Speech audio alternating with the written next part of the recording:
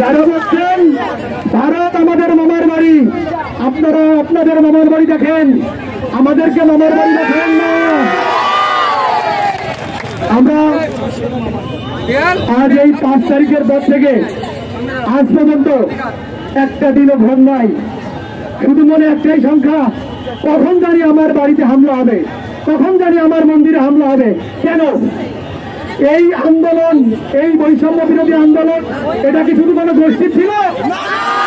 এটা কি কোনো দলের ছিল? কোনো ধর্মের ছিল? তাহলে কেন? এই প্রশ্নের জবাব কে দেবে? এই প্রশ্নের জবাব দিতেই হবে। এই আজ থেকে আমাদের এই যে দাবি রয়েছে 4টা, এই দাবিগুলো না মানা পর্যন্ত আমরা আমার এই রাজপথ ছাড়ব না। প্রত্যেকটা জেলায়, প্রত্যেকটা গ্রামে, সব জায়গায় এই আন্দোলন হচ্ছে।